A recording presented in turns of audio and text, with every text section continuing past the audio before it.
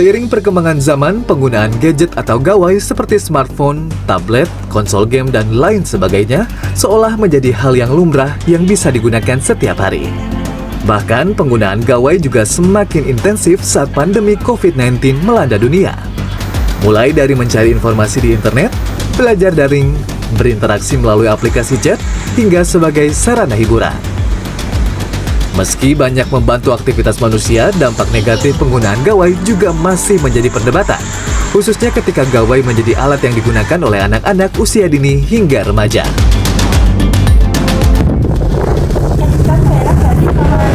Sekarang itu pada kecanduan gadget.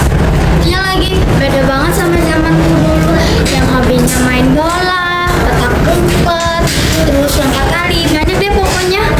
Masih menjadi perdebatan di antara kalangan orang tua tentang sebenarnya penggunaan gawai itu adalah hal positif atau justru hal negatif.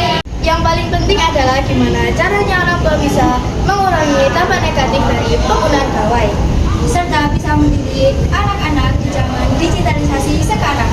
Kurang setuju ya kalau anak-anak tetap gadget, kalau ada sisi positifnya nih, gadget buat belajar. Iya, pastinya kita pinjemin kok, maksimal itu 2 jam. Tapi kalau dia libur, pastinya lebih dari 2 jam. Dari ragam pandangan terkait baik buruknya penggunaan gawai pada anak-anak, orang tua sebagai orang terdekat harus bisa mengenali terlebih dahulu tentang kebutuhan dan pola penggunaan gawai pada anak sesuai dengan rentang usianya. Ya, mereka memang lahir di digital era, bahkan orang tuanya saja sudah milenial. Kalau sudah bersentuhan dengan gadget, anak justru punya pemahaman dan wawasan pengetahuan yang lebih luas loh daripada teman-teman sebayanya. Penggunaannya berlebih, kalau enggak masih bisa kita kelola, anak justru memperoleh benefit atau keuntungan yang besar loh. Usia awal anak-anak mulai dikenalkan dengan penggunaan gawai adalah saat memasuki usia 2 tahun ke atas. Namun dengan pendampingan dan memberikan tayangan ringan sesuai usia seperti mengenal warna dan ragam suara. Selanjutnya, saat anak mulai memasuki usia 3-5 tahun, orang tua bisa mulai mengenalkan anak dengan tujuan belajar seperti mengajak anak mempelajari bentuk dasar, desain, dan gambar melalui video di smartphone dengan durasi maksimal 1 jam per hari. Pola ini bisa disesuaikan dengan bertambahnya usia anak jika sudah memasuki usia sekolah hingga remaja dengan pendisiplinan. Ya, hold me back. Semua anak selalu pengen dekat dengan ortunya. Di usia 6-12 tahun, anak sudah kenal dengan teman sebayanya. Jadi, kehidupannya 50% sama orang tua, 50%-nya sama anak remaja. Anak butuh diberi space, tapi mereka juga butuh rules dan aturan atau seharusnya berkembangnya di sekolah dasar kemarin.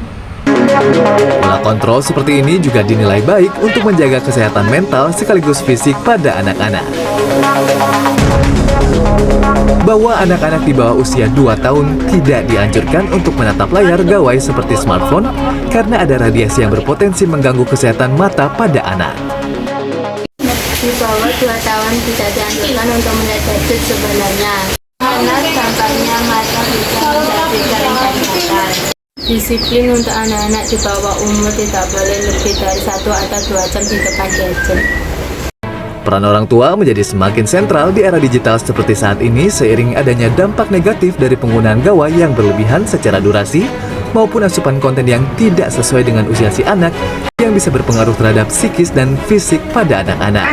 Sejatinya, penggunaan gawai yang tepat justru bisa menjadi hal positif bagi anak dengan menelurkan kreativitas dan karya dalam bentuk digital. Aku nyari entah, aku enak gak dia?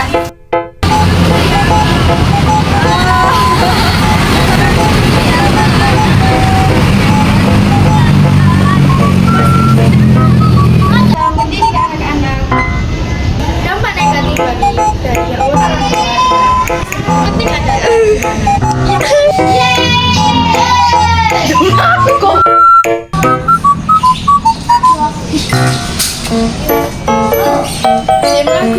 Jangan